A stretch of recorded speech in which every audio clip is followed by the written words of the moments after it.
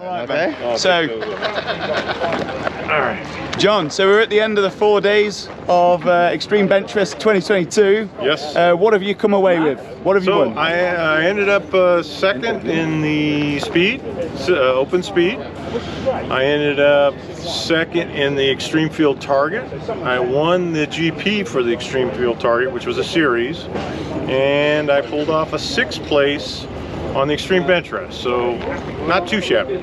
All right, man. And will you be back next year? Absolutely. That's me done. That's you done. All right, John, let's keep it going. Okay. John is no stranger to competition. Off the top of your head, are there a few people, or anyone in particular, or multiple people, who you'd like to give some credit to that have helped you get to where you are today? Yeah, absolutely. Initially, Larry Piercy with AOA got me into the air gunning competition, so I have him to blame or thank, one or the other. Okay. And the competitors have him to blame or thank as well, because I knew him from the firearm world.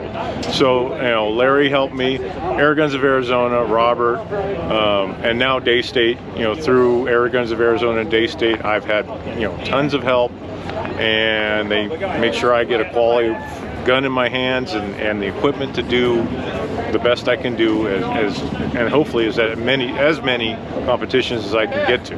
Yeah, good, good. You competed a lot of different events. I do. Do you have a particular favorite? I tend to like the speed just because I like to shoot fast.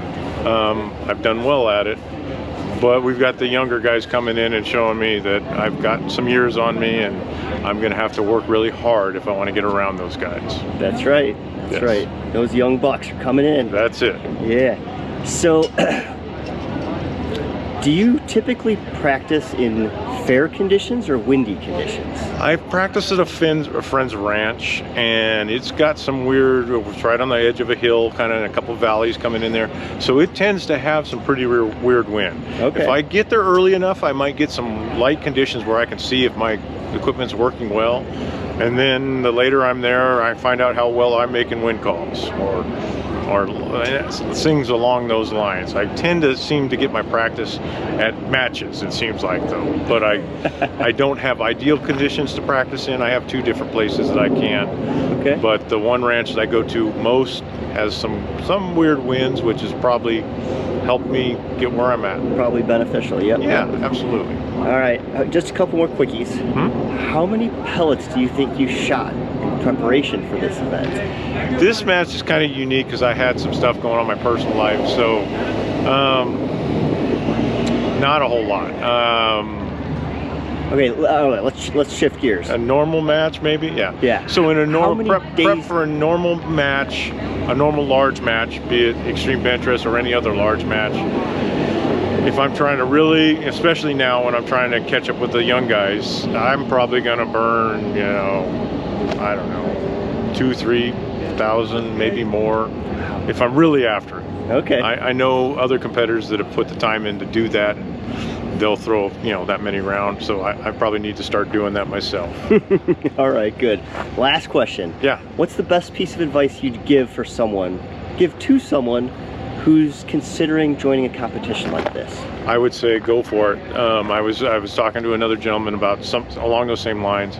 I'm sponsored. It's my job to represent the company I shoot for, but also the shooting sports or whatever disciplines I'm doing. And, you know, I've gone to matches where, you know, just start talking to guys. Most of the people here, especially in the airgun world and then back to my revolver world, they're very friendly, very open. They you know, none of them came out of the womb a grandmaster or a top shooter. We all had to work to get there. But a lot of us are quick to offer up any advice we can to lessen, you know, your pain or cost coming in. Like, hey, you know, maybe spend a little more right here.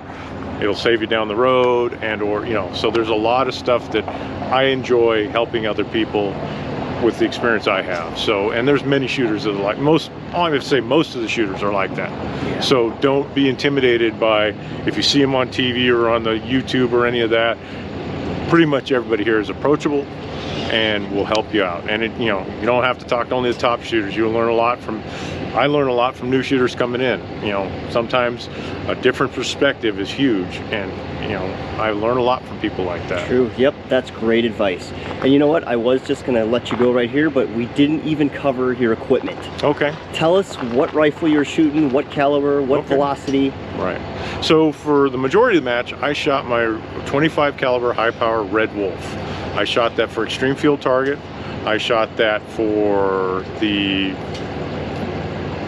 Benchrest. And actually, that's the 2 events I shot that one with. I use a Athlon Cronus on that gun. I've got like the PRS rail, I forget the brand of the moderator, it's a new one, Impulse Air moderator on it. Some other little goodies here and there. For speed event, I use, and the 50 meter or 50 foot, 50 yard, I use my 22 power high power that I had, 22 high power that I had modified, cut to fit a high capacity magazine. Okay. And with my 25 caliber, I didn't have to cut that one because I'm using the Midwest mags that are the belt fit ones that are working great for me. So, and that gun, the 22, also has the PRS under rail, an Athlon scope, I think even a Crofton limped butt hook on the buttstock, and also an Impulse Air moderator. And there's some other little goodies I put on there, but it's outfitted almost the same. Okay, good. So the gist of it is you're shooting some caliber of a Red Wolf rifle, and you're rocking an Athlon scope. Yep, absolutely. All right. Well, there you have it, folks. Thanks so much, John, and congratulations again for all your success. Sounds good. Thank you.